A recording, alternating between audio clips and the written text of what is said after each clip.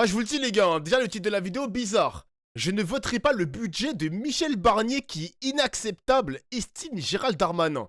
Que cherche-t-il, les gars? Mais qui es-tu, Gérald Darmanin? Qui es-tu?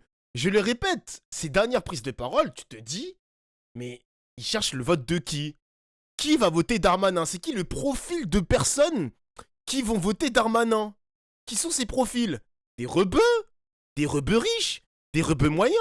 Des noirs pauvres? Des mecs de cité? Les campagnards? Les beaux quartiers? Les bobos parisiens? Je ne sais pas, gros. Moi, je suis curieux de savoir qui es-tu vraiment, Darmanin. Qu'est-ce que tu cherches en vrai? Qu'est-ce que tu cherches? Bonjour Gérald Darmanin. Bonjour. 60 milliards d'euros pour réduire le déficit de la France. C'est l'effort inédit annoncé par Matignon pour le prochain budget. Des milliards d'économies imposées, vu le bilan que vous avez laissé avec vos collègues, donc Gabriel Attal. Le Premier ministre l'a bien fait remarquer à l'Assemblée. Ce sera 2/3 de l'effort sur la maîtrise de la dépense publique et ce sera difficile. Et monsieur Attal, je serai très attentif à vos propositions. Ça y est, la punchline, on l'a écouté 3 fois la punchline. Ça y est, chef, faut changer là. D'économies supplémentaires. Très attentif. Pour faire face à un déficit que j'ai trouvé en arrivant. Voilà. Ce gros tacle, il est de bonne guerre? Non, c'était pas nécessaire de la part du Premier ministre. Surtout qu'il n'a pas répondu sur le même ton à Madame Le Pen.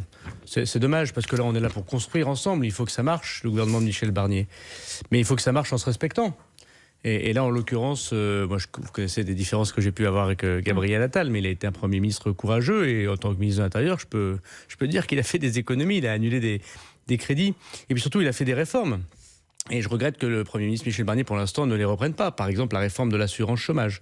Donc, dans la vie, il ne faut pas simplement faire des économies par principe de faire des économies. Bien sûr qu'il faut en faire. Et bien sûr qu'il faut que nous en proposions. Mais on en proposait une qui est la réforme de l'assurance chômage. On sait tous que la dépense principale dans notre pays, c'est la dépense sociale. Et le Premier ministre ne la reprend pas. C'est dommage. Vous dites qu'il a visé Gabriel Attal, mais il vous a aussi visé en faisant cette réflexion, puisque vous avez passé 3 ans au compte public, 4 au ministère de l'Intérieur, mais 3 au compte public. 3 ans et 4 ans. Eh, Darmanin, c'est un ancien, les mecs. Quoi qu'il arrive, ce mec-là, il est tout le temps là. Il est tout le temps là. Et maintenant, il est député. Il est à Tourcoing. Il a fondé son parti politique, enfin son mouvement en tout cas. Darmanin, il est encore dans les petits papiers de la politique française. C'est fou, ça. Ce bilan des finances publiques, c'est aussi le vôtre? Ah ben moi, le bilan que j'ai pu porter au compte public, sous l'autorité d'Édouard Philippe à l'époque, est bon. Le déficit a baissé. En tant que ministre des Comptes publics, j'ai sorti la France du déficit de procédure excessif. On rappelle que vous êtes sorti vraiment au milieu de la crise Covid. Attendez, pendant 3 ans, moi quand je suis arrivé, c'était François Hollande qui était en responsabilité. D'accord. Pendant 3 ans, on a baissé les impôts. On a baissé les dépenses. On a baissé la dette. Et on a sorti la France de déficit excessif. On a fait des réformes importantes. La réforme du travail. Personnellement, j'ai fait la réforme de l'impôt à la source. Des milliers d'emplois supprimés à Bercy. Je me rappelle des manifestations et des contestations. J'ai baissé les crédits militaires. Rappelez-vous les aides au logement. Et j'ai su faire avec Édouard Philippe. Mais là, il va pas nous faire croire que son bilan, il est positif. S'il te plaît. Darmanin, par pitié, ton bilan, il est catastrophique. Tu vas pas réussir à le défendre aussi parfaitement que tu veux nous faire croire. Arrête. Des économies. Donc, pas de leçon. On a su le faire. Voilà. Et il faut bien voir les choses. Il y a eu une crise Covid, puis ensuite la guerre en Ukraine. Ensuite, qu'il faille aujourd'hui rétablir des comptes publics. Mais chacun est d'accord. On est tous d'accord pour réduire les comptes publics. Mais là où je ne suis pas d'accord avec le Premier ministre dans sa déclaration de politique générale, c'est la trajectoire budgétaire. C'est un petit peu compliqué, mais annoncer 60 milliards, ça se discute. Aujourd'hui, il veut absolument faire 3% en 2029 de déficit. Il veut absolument faire 5% de déficit l'année prochaine. Au départ, ça devait être 2027. On peut toujours en discuter. Parce que vous savez, ce qui compte, c'est aussi les réformes que nous faisons. Pour que les taux d'intérêt n'augmentent pas. Pour que la Commission européenne accepte notre budget. Pour que la Cour des comptes nous donne des satisfecits. Il ne faut pas simplement des recettes et des dépenses. Satisfecits. Il faut aussi expliquer ce qu'on va faire du pays. Nous, on a fait la réforme des retraites. Je rappelle que les LR... Mais avoue, il est bon dans son délire quand même. Ouais, il est bon pour essayer d'enfumer les Français, mais bon, comme on est sur mon chat, comme on est sur mon stream, les gars, on n'est pas bêtes. On n'est pas bêtes. On s'est tapé Darmanin pendant... on connaît Darmanin depuis que j'ai fait du stream politique. Depuis que la trajectoire de ma chaîne Twitch a changé sur une chaîne Twitch politique. Darmanin, on se le tape depuis des années, gros. C'est des mecs... Ce mec-là, il est en train de nous enfumer à chaque prise de parole. À chaque prise de parole, Darmanin, il est là à nous gazlighter. Ça y est, chef. Ça y est. Ton bilan, il est catastrophique, mon gars. Ils n'ont pas tous voté. Ils nous ont pas soutenus au moment où on a fait une réforme difficile. Une vingtaine Bah oui, voilà, il faut dire la vérité des choses. On a fait une réforme par 2 fois du travail, ce qui fait qu'on est aujourd'hui à un chômage le plus J'ai pris le même virage que TPMP, doucement. bas historiquement depuis 40 ans dans notre pays. On peut quand même s'en réjouir. On a fait des réformes structurelles, je les ai évoquées, notamment d'administration, l'impôt à la source, qui n'était pas si facile à faire que ça. Ce qui a manqué dans le discours de politique générale du Premier ministre, qui était un bon discours, c'était les réformes qu'il allait faire.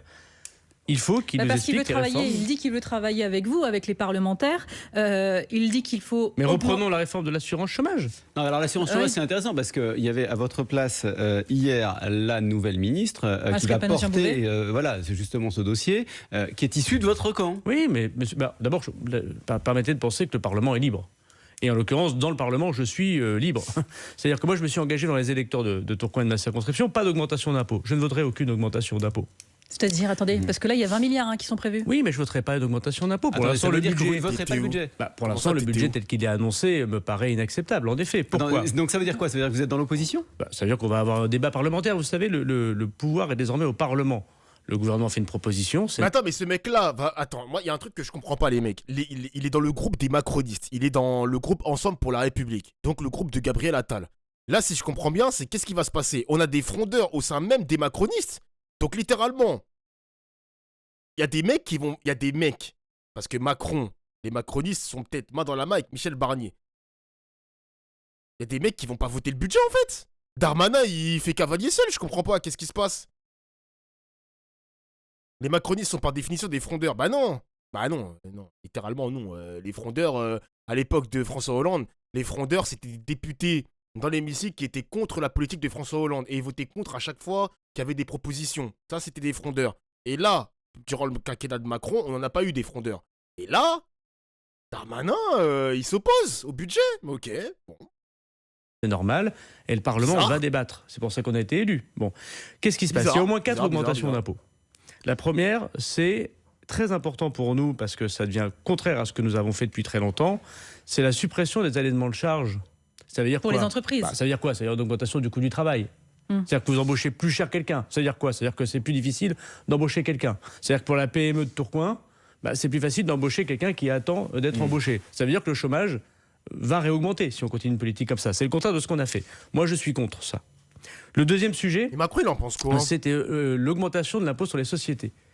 Alors là, il faut bien savoir que nous sommes dans le niveau de l'impôt sur les sociétés de François Hollande. On retourne à l'ère socialiste de François Hollande quand on évoque une taxe, alors j'ai bien compris qu'elle était exceptionnelle, oui, attendez, on y revient, qui correspond à plus de la moitié pourtant de la baisse d'impôt que nous avions faite. Et c'est très embêtant parce que ça ne peut pas être temporaire. De même qu'il y a 15 jours, je vous ai dit qu'on allait augmenter les impôts, on a dit que c'était pas vrai, et finalement c'est vrai. Je constate que j'ai donc dit la vérité il y a 15 jours. Il n'y aura pas de taxe temporaire, ce sera une taxe pérenne. Et on en reparlera parce qu'on ne peut pas tenir la trajectoire évoquée par le Premier ministre sans une augmentation pérenne d'impôts. Et ça, je pense que l'augmentation pérenne de l'impôt sur les sociétés, c'est terrible pour notre attractivité. Ça veut dire quoi ? Quand une entreprise qui sera concernée par cette augmentation fera 3 € de chiffre d'affaires, il y aura 1 € qui ira à l'État. C'est 40 centimes de plus que les pays qui nous entourent. Mais Gérald Darmanin, qu'est-ce que vous êtes en train de nous expliquer là ce matin ? Ça veut dire que toutes les propositions d'économie, notamment dans les impôts... Non, ça c'est les impôts. Dans les hausses d'impôts proposées...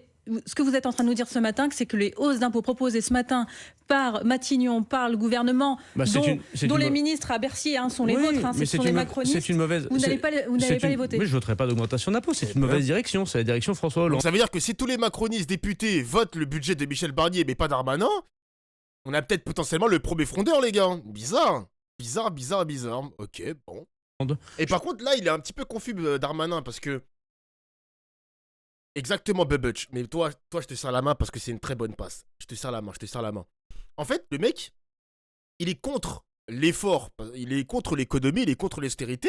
Mais du coup, qu'est-ce qu'il propose, Darmanin, pour économiser ? Qu'est-ce qu'il propose ? Parce qu'il parle de ne pas supprimer des postes. Il ne parle de ne pas augmenter les impôts sur les sociétés, etc. Sinon, ça va être l'attractivité qui va baisser, le chômage qui va augmenter. D'accord, mais qu'est-ce que tu proposes ? Rien. Il est aussi responsable de ce bilan en plus. Bah oui, on peut pas continuer sur cette trajectoire, genre, c'est pas possible.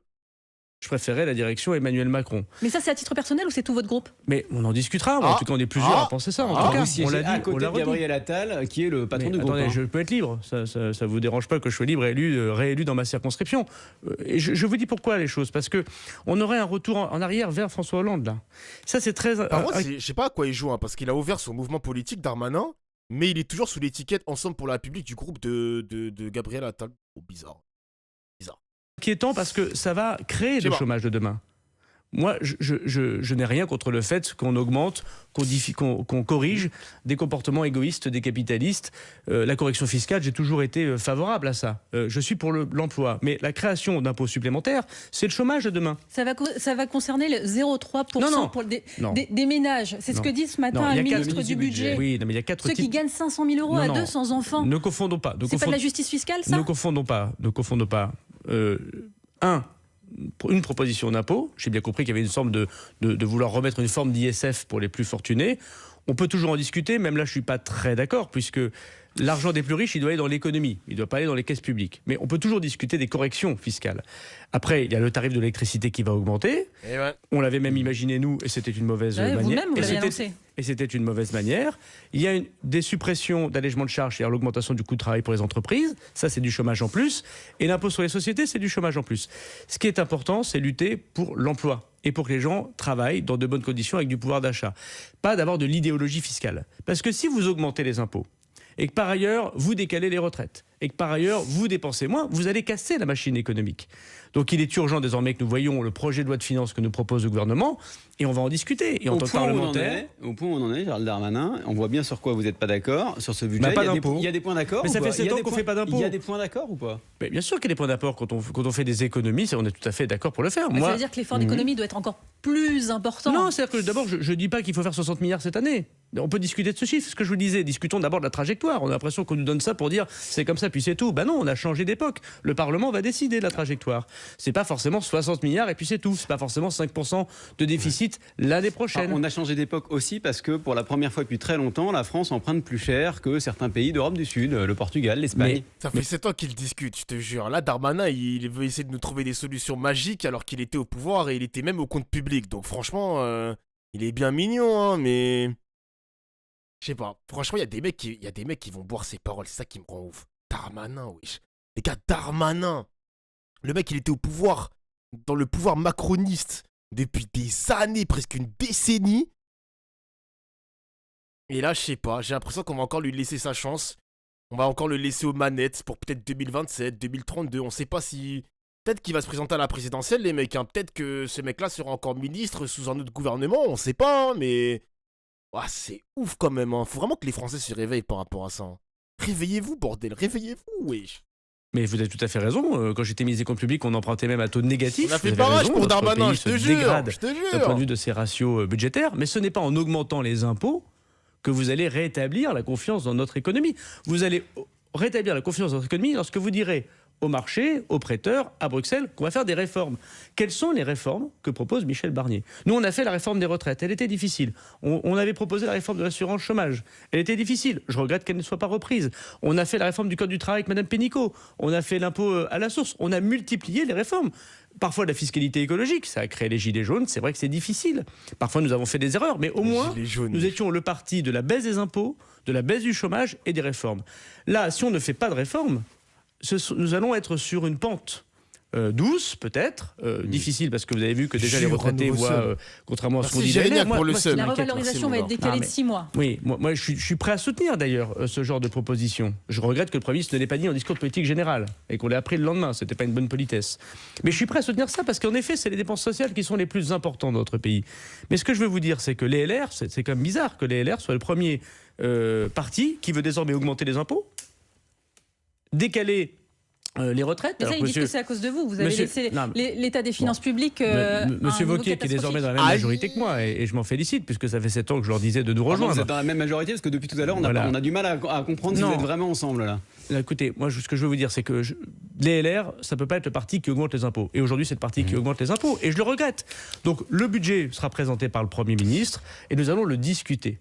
Et moi, je me sens libre dans mes votes, et ma ligne est assez claire. Oui aux économies, bien évidemment. Reprenons des réformes difficiles comme l'assurance chômage, par exemple. Travaillons davantage.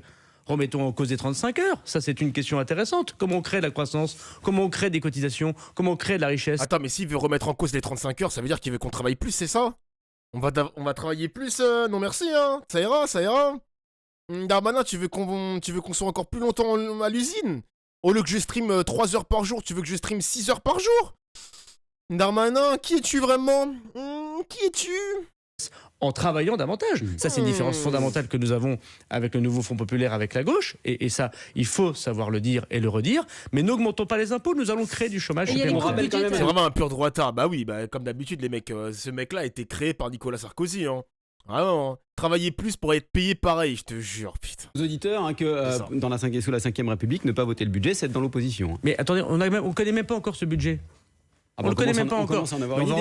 On va en discuter du budget. Ben, si ça sert à rien d'être député, c'est pas la peine. Moi, je quitte mon mandat de député, je vais dire aux électeurs de Tourcoing, vous savez quoi, c'est comme ça et puis c'est tout, on s'en va. Je suis député, je contrôle l'action du gouvernement. Je sais que c'est dur d'être au gouvernement, j'y étais 7 ans. On n'a pas tout fait bien. D'ailleurs, on a été battus aux élections.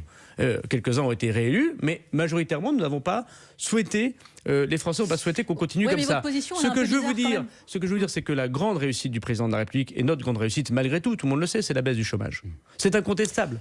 Nous avons rendu le pays pro-business, nous avons rendu le pays le plus attractif d'Europe pour les investisseurs. Pro-business, attractivité, oh là là, tout dans le ultra-capitalisme, les mecs. Oh putain. Investissement étranger, et nous avons réussi à baisser le chômage. À Tourcoing, on est passé de 18% de taux de chômage quand je suis devenu maire en 2014 à 11% aujourd'hui. Des milliers de familles qui ont retrouvé un boulot. Je ne vais pas casser ce travail économique que nous avons fait. Une dette qui a explosé, Gérald Darmanin. La dette, elle a explosé. C'est votre bilan, ça d'abord, aussi. le plus important, c'est l'emploi des gens. La financiarisation, c'est très sympathique. On peut en discuter comme ça. Moi, ce qui m'intéresse dans les permanences que j'aurai encore lundi dans ma commune, c'est est-ce que les gens ont du boulot. Ça m'intéresse. Et quand les gens ont du boulot, ils consomment. Ils achètent des maisons, ils achètent des voitures, ils mettent leurs enfants dans des écoles le mieux possible. C'est pas un fardeau, justement, pour les enfants qui sont aujourd'hui... What? Ils achètent des maisons, ils achètent des voitures. Dans les écoles, la bien sûr, il faut faire des économies. Merci, je dis pas le contraire. Je vous dis par exemple, faisons la réforme de l'assurance chômage. Pourquoi nous on la reprend pas? Et merci pour le sub. Il y a des diminutions de crédit du ministère du Travail. Je les voterai. Il y a des diminutions dans la plupart des ministères proposés d'ailleurs par Gabriel Attal. Moi, je les voterai. C'est pas facile de faire des diminutions. Mais travaillons davantage aussi. Pourquoi on met pas en cause les 35 heures? Pourquoi on met pas... Deux fois, il dit ça. On va avoir une discussion, j'ai entendu le Premier ministre avant-hier aussi, sur la réforme des retraites. Mais pourquoi on la toucherait, cette réforme des retraites? Après, les gars, techniquement, c'est là où on a un problème avec la gestion de notre argent, les mecs. Enfin, en tout cas, le gouvernement a un problème avec ça. Les économistes diront toujours que quand il y a une baisse du chômage, il y a une augmentation de la consommation. Donc, plus de rentrées fiscales dans les caisses de l'État. Mais comme l'argent est très mal dépensé, très mal investi, regardez le trou. Regardez la dette! Regardez la dette, les gars, comment elle a explosé! Ok, c'est bien mignon de faire baisser le chômage, mais à quel prix? À quel prix? La dette, elle explose toujours autant! Oh là là!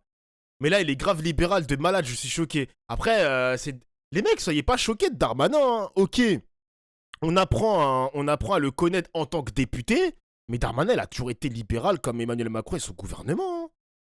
Il y a très peu d'intervention de l'État, hein. C'est genre, venez investir chez nous, apportez-nous de l'argent, on fait une meilleure attractivité dans notre pays, vous allez embaucher des gens, tant mieux pour vous, pro-business, il a dit lui-même, pro-business. C'est la boucle son histoire, je te jure, c'est la boucle. Ah là là. Alors, il n'a pas dit les 64 ans ou non, la bien sûr. C'est ça. Heureusement, c'est pour ça que je soutiens le gouvernement Michel Barnier, mais il a dit on va ouvrir la discussion sur un certain nombre de choses. Klopp. Ça veut dire des dépenses supplémentaires. Ne touchons pas aux réformes difficiles que nous avons faites, elles ont été faites. Voilà. Alors, les retraites, justement, il va falloir qu'on en parle. On va laisser pas encore parler d'Israël. Darmanin, vous êtes avec nous encore pour un quart d'heure, jusqu'à 9h. On va avoir l'occasion d'en parler. Juste après le fil info, il est 8h45, Maureen Sfignard. Ah, merci pour le fil info. Info, Jérôme Chapuis, Salia Braclia. Et Gérald Darmanin, avant de parler de sécurité, d'immigration également. Dernière question concernant les retraites. On a donc appris ce décalage de la revalorisation d'1,8% prévu en janvier. Ce sera en juillet finalement. Favoriser les actifs plutôt que les inactifs. Vous comprenez le signal? Oui, ça c'est une bonne chose. Les dépenses sociales, c'est les dépenses les plus importantes de notre pays. Vous savez, sur 100% de dépenses, il y en a plus de 50%, c'est les dépenses sociales. Les retraites, la santé, le chômage, la famille. L'État, c'est moins de 30%. Et les collectivités locales, c'est à peu près 20%. Donc, je ne serai pas crédible en vous disant je ne veux pas qu'on augmente les impôts, mais par ailleurs, je ne veux pas qu'on fasse d'économies. Oui, il faut faire les actifs. C'est pour ça qu'il faut lutter pour que les gens retournent à l'emploi. Et qui, évidemment, faire peser parfois des économies sur les personnes qui sont dans ces budgets sociaux. La réforme des retraites était vue comme ça. On travaille beaucoup plus parce qu'on a besoin de faire rentrer plus de recettes. On peut toujours discuter. Moi, je ne connais pas la mesure exacte du Premier ministre puisque c'est une indiscrétion de la presse. On ne l'a pas eu en présentation lors de son discours de politique générale. Ce sera dans le projet de loi de financement de la sécurité sociale qui arrivera dans 15 jours, 3 semaines. Peut-être que pour les gens qui gagnent moins de 1 500 € de retraite, on pourrait quand même faire cette revalorisation. En revanche, pour les gens qui gagnent peut-être 1 500, 2 000, on peut toujours discuter des seuils ici, c'est difficile de le faire en quelques secondes, décaler cette revalorisation. Donc il y a peut-être dans la proposition du gouvernement des subtilités que je n'ai pas encore comprises ou entendues, ou en tout cas que nous pourrions proposer. Parce qu'il faut faire attention aux gens qui ont des petites retraites. Mais oui, c'est plutôt une forme d'économie intéressante proposée par le gouvernement. Gérald Darmanin, votre successeur à l'intérieur, Bruno Retailleau, fait beaucoup parler de lui depuis sa nomination. Il veut incarner l'autorité et l'ordre, et pour cela, il met plusieurs mesures sur la table. D'abord, en partant de l'exemple du meurtrier présumé de Philippines, il y a la volonté de prolonger la durée de rétention dans les centres pour les personnes sous OQTF. Elles sont actuellement de 90 jours. Il veut les prolonger jusqu'à 210 jours. Est-ce que vous êtes pour ? Oui, la loi européenne le permet.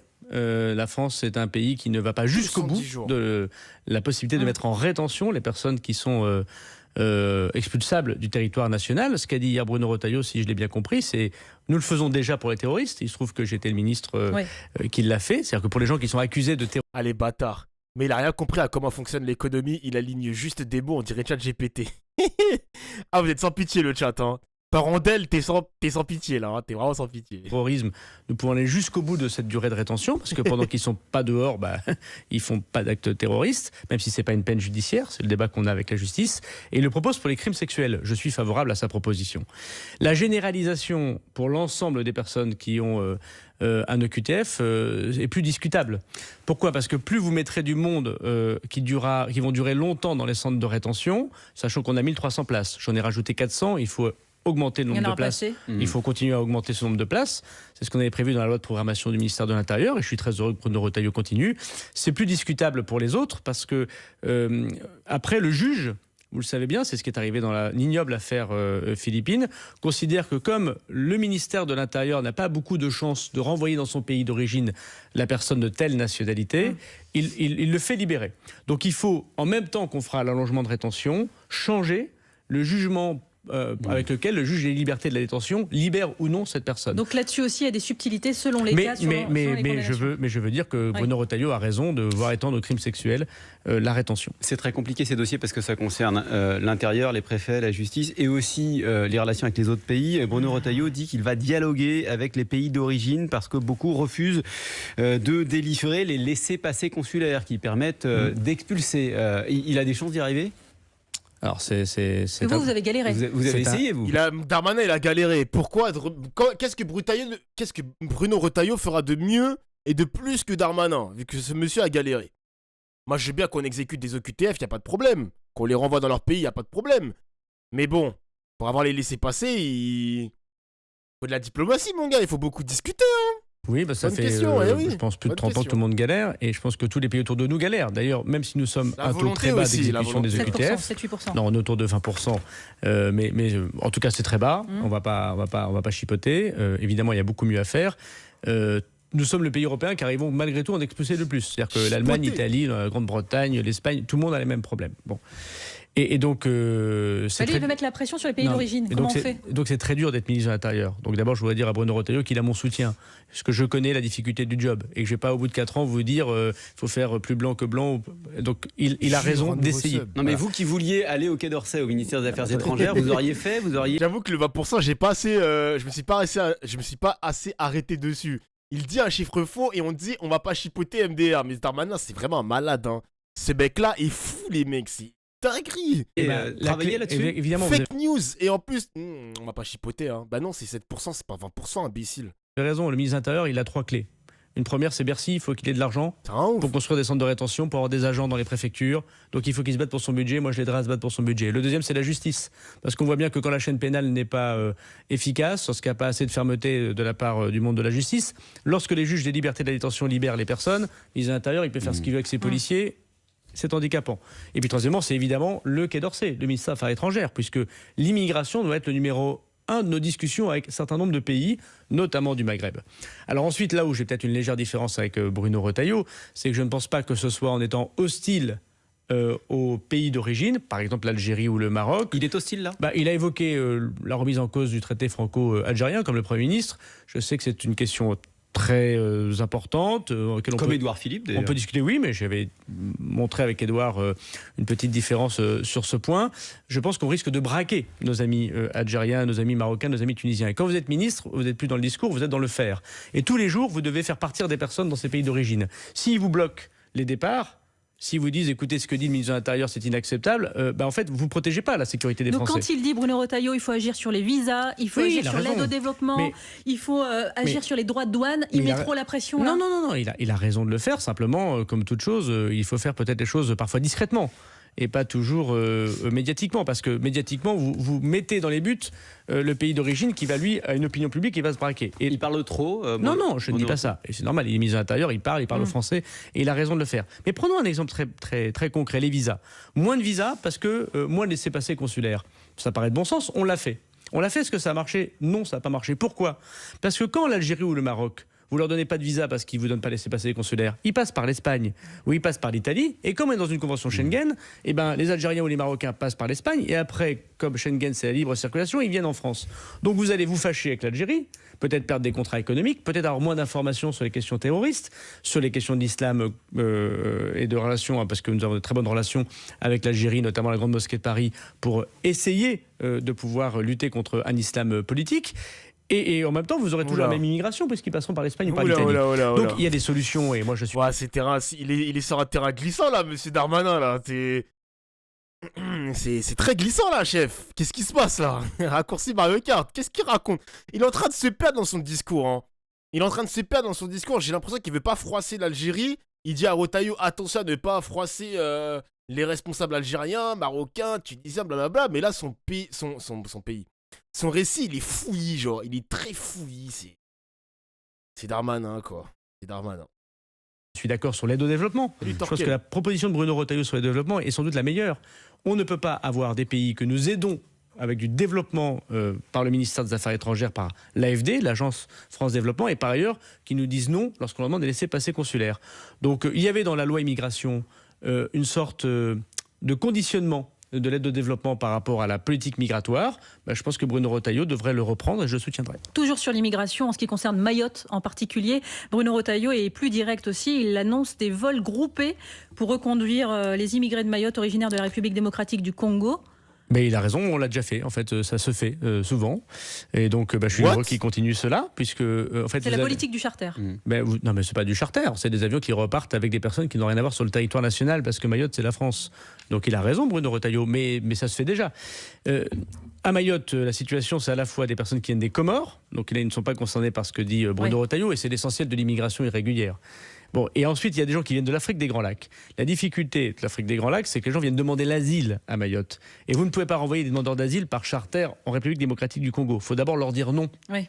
Et donc, l'une des difficultés, peut-être, c'est que le temps est trop long. Donc, il faut désormais que Bruno Retailleau applique la loi immigration que nous d'ailleurs votée ensemble, on l'a élaborée ensemble, parce qu'elle prévoit la division par 3 du temps pour avoir son asile, oui ou non, et donc pour envoyer les personnes dans les pays d'origine.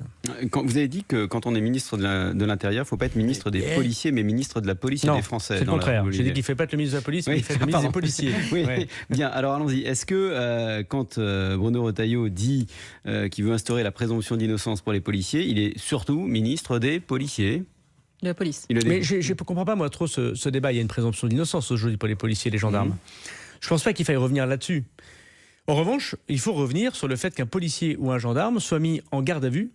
C'est ce qui se passe. Imaginons ce matin, on apprend qu'un policier va tirer sur quelqu'un qui est armé d'un couteau et qui est allé attaquer une jeune femme dans la rue. Si le policier tire... Pourquoi forcément une jeune femme? Ça peut être aussi un jeune noir, non? Pourquoi directement une femme? Je comprends pas. Merci Vrazen pour le sub. Et tue cette personne, 9 chances sur 10 qu'il soit mis en garde à vue. Le policier, pour expliquer ce qu'il fait. Alors je sais bien qu'on m'expliquera que le garde à vue, c'est pas une condamnation et que c'est un endroit où l'avocat peut venir et que c'est plus protecteur des libertés. Enfin, c'est très insultant pour le policier. Donc moi je suis et je pense que Bruno Retailleau devrait aller sur ce point. Je pense que les syndicats de police sont très favorables à cela. Je suis pour que quand un policier ou un gendarme, dans l'exercice de ses fonctions, évidemment pas en dehors de ses fonctions, utilise son arme administrative pour pouvoir arrêter quelqu'un qui manifestement va commettre un attentat ou un crime, évidemment, qui doit plutôt être félicité que mis en garde à vue. Mais là aussi, quand même, il faut créer des nuances en fonction de... Il faut créer des nuances. Et d'ailleurs, la présomption de légitime défense pour les policiers, c'était une proposition de Marine Le Pen et de Jordan Bardella. Hein, donc voilà. Merci pour le set, Bubuch. Merci, mon gars. Dofla, t'abuses là. Et du coup, pourquoi tu dis pas rebeu au blanc, toi, Dofla? Oh là là! Arrêtez de me casser les couilles, c'est bon, on rigole, on s'en fout. Le mec, il a dit, il va attaquer une jeune femme. Je fais une blague pour dire pourquoi il a pas dit Renoir. Et tu me casses les couilles. Oh, tu me fais chier, gros. Eh, gros, tu me fais chier. C'est bon, tu me fais chier. Tu chipotes comme Darmanin, gros. Tu me casses les couilles. Ah, ça y est, cousin. Oh, on peut même plus rigoler, on peut même plus faire de blagues, de punchline. Ça y est, cousin. On se relaxe, on se détend, putain. Ah. Buffet en question. Je pense créer de la nuance. Je vous dis qu'il ne faut pas revenir sur la présomption d'innocence par principe, parce qu'il peut y avoir des gens qui font n'importe quoi. Il en existe aussi chez les policiers et gendarmes, très peu, mais il y en a comme partout, comme chez les journalistes, comme chez les boulangers, comme chez les politiques, comme chez les gardiens de phare.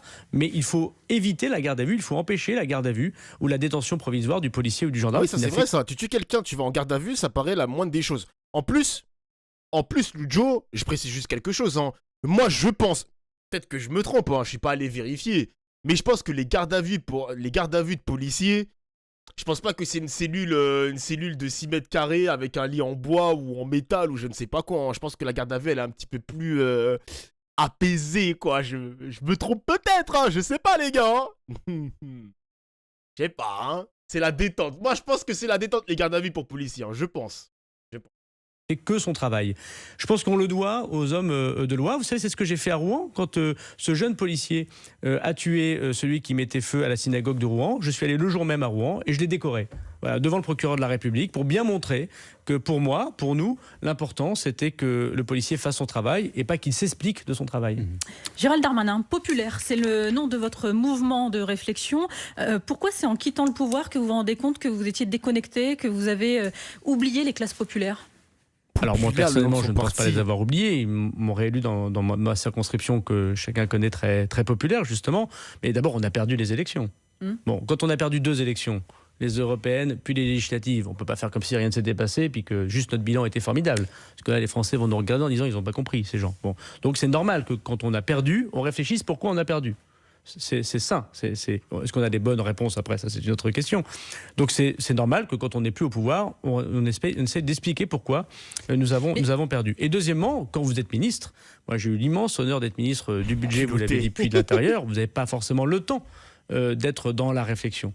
Vous êtes dans l'action. On a eu l'impression quand même lors de la passation, Gérald Darmanin, que vous découvriez plein de choses, notamment les discriminations. Quand vous avez eu cette phrase, si je m'étais appelé Moussa, j'aurais pas pu être ministre, député, maire. Mais vous rigolez ou pas? Il y a eu beaucoup de réactions dans ce sens en disant mais parce que les gens me connaissent pas bien, mais je ne les découvre pas. Vous savez, moi, j'ai une tante qui s'appelle Saada, une tante qui s'appelle Fatima. J'ai pas besoin de report.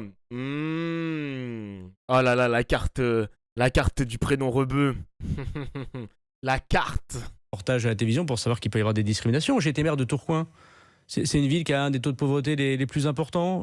J'ai un quartier à Tourcoing qui est aujourd'hui absolument en train de reconstruire grâce à Emmanuel Macron d'ailleurs, où il y a 10 000 habitants, 90% de familles monoparentales ou en dessous du seuil de pauvreté. Après, il a changé son prénom, les mecs. Oui, il a changé son prénom, ok, parce qu'il voit qu'il y a des discriminations. Mais au final, Darmanin, il s'est nourri de ce système discriminatoire. Hein. Il s'est nourri de ça durant des années. Hein. Durant des années, il s'est nourri de ça et maintenant, il vient faire des reproches. Enfin, c'est pas des reproches, mais il constate qu'il y a de la discrimination. Mais il dit pas aussi frontalement qu'il y a aussi de la discrimination. Par exemple, sur les contrôles aux faciès, c'est discriminatoire, littéralement. Mais ça, il ne te l'a jamais dit. Il ne te l'a jamais dit quand il était en fonction, quand il était ministre de l'Intérieur. Donc, excusez-moi, mais Darmanin, il s'est nourri de ce système aussi, gros. Hein. Ah oui, hein. Il a pas changé, c'est son deuxième prénom, Dofla. T'as compris ce que je veux dire. Je sais que c'est son deuxième prénom, mais t'as compris. Il a préféré mettre... Je sais pas si c'est Gérald son deuxième prénom ou si c'est son premier. Gérald Darmanin.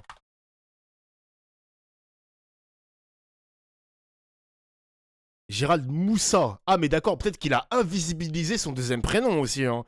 Gérald, c'est le premier, mais peut-être qu'il a invisibilisé son deuxième prénom parce que comme son nom de famille, il est un peu normal. Darmanin. Darmanin, ça sonne pas rebeu, t'as capté. Ça sonne pas rebeu. Donc tu vois, il a peut-être effacé son deuxième prénom, je sais pas. Pauvreté ou des gamins qui s'appellent... Mais on vous reproche de n'avoir rien fait dessus. Non, alors... J'étais ministre du budget, j'étais heureux d'être celui qui a débloqué beaucoup d'argent. Mais par contre, je sais pas pourquoi il a précisé ça, les gars. Genre, pourquoi il a précisé que s'il s'appelait Moussa et pas Gérald, parce que c'est ses parents qui lui ont donné le nom de Gérald. Peut-être que ses parents, ils ont déjà été face à des situations discriminantes, etc. Peu importe, mais ils se sont dit, bon, on va peut-être pas l'appeler Moussa, on va peut-être mettre Moussa en deuxième prénom et on va garder le Gérald parce que, vas-y, je veux que mon fils, il soit bien intégré dans la société. Tu vois ce que je veux dire?